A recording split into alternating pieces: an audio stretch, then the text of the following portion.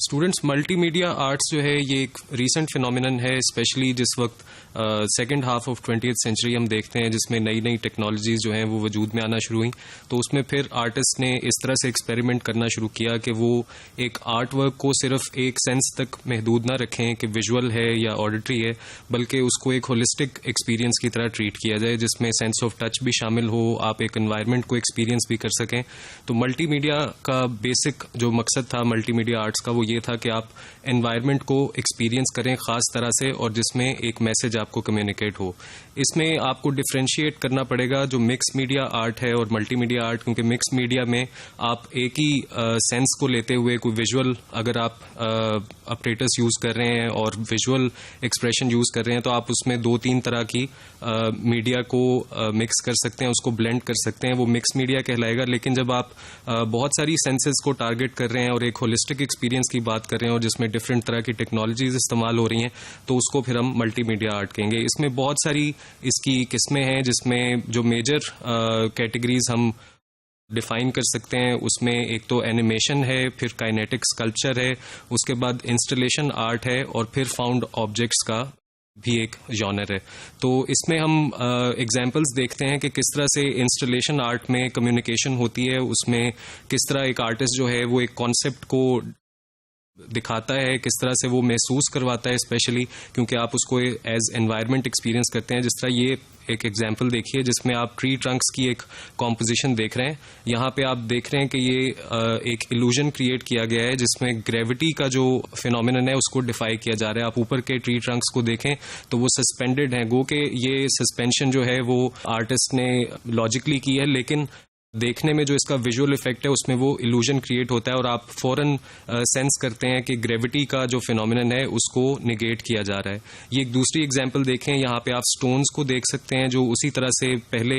Installation art की तरह यहाँ भी ग्रेविटी को डिफाई किया जा रहा है। इसमें भी सस्पेंडेड स्टोन्स हैं, लेकिन जो विजुअल इफेक्ट है और आप इसको घूम फिर के देख सकते हैं,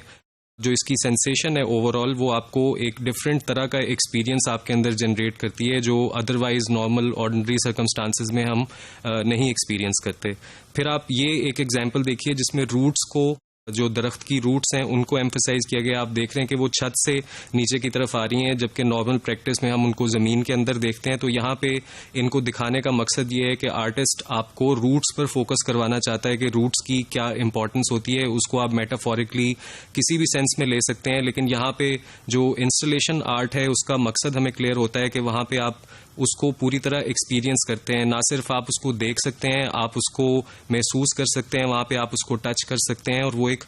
डिफरेंट तरह की एक होलिस्टिक सेंसेशन आपको होती है। फिर आप ये एग्जांपल देखिए, इसमें जो सिर्फ लाइन का यूजेज है, जो कॉन्टोर्स उससे क्रिएट किए गए हैं, उसकी वजह से आपको इल्यूजन क्रिएट होता है कि जिस तरह से कर्व्ड सर्फेसेज हैं। फिर ये एक एग्जांपल है जिसमें आप स्प्लैश का एक फ्रीज मोमेंट देख रहे हैं, जिसमें देखने में आपको ये लगता है कि ये एक इवेंट है जो कि बहुत पासिंग इवेंट होता है। अगर आप कलर को कहीं पे फेंकते हैं तो वो बहुत पासिंग मोमेंट होता है, आप उसको देख नहीं सकते, लेकिन आर्टिस्ट ने उस फीलिंग को रिक्रिएट किया है और उसको फ्रोजन इन टाइम दिखाया है कि वो किस तरह से आप उसको देख सकते हैं। ये भी इंस्टॉलेशन आर्ट की एक एग्जांपल है। फिर आप ये देखिए, यहाँ पे बॉक्सेस हैं लेकिन आपको उसमें इल्यूजन क्रिएट हुआ नजर आ रहा है। कुछ जो ड्राइंग है वो जमीन पे की गई है, कुछ दीवार पे है, लेकिन देखने में आपको यूं लगता है कि जैसे वो 3 डायमेंशनल बॉक्स पड़ा हुआ है।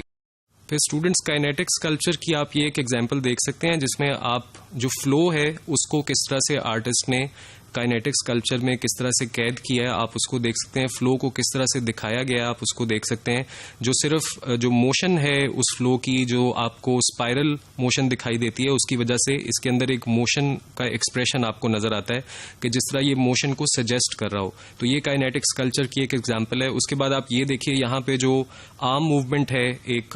जो बॉडी की मूवमेंट है उसको दिखाया गया है कि वो मोशन में अगर आप उसको टाइम के स्लाइसेस में देखें, इंस्टेंसेस में देखें तो वो किस तरह से नजर आएगा। ये भी सजेस्टिव ऑफ मोशन है, तो इसको हम काइनेटिक स्कल्पचर कह सकते हैं। फिर फाउंड ऑब्जेक्ट्स का मैंने बताया, तो उसमें आप ये एग्जांपल देख सकते हैं जिसमें जो डेली यूज की मेडिसिन है उसकी मदद से एक स्कल्पचर बनाया गया है। फिर आप ये एक मॉन्यूमेंट देख सकते हैं जिसमें जो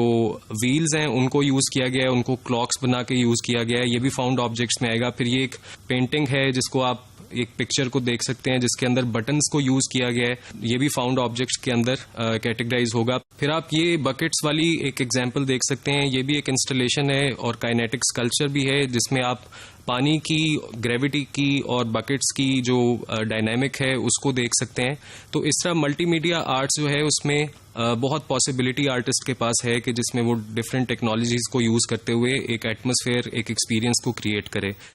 एनिमेशन आर्ट में भी इस तरह से टेक्नोलॉजी को यूज किया जाता है जिसमें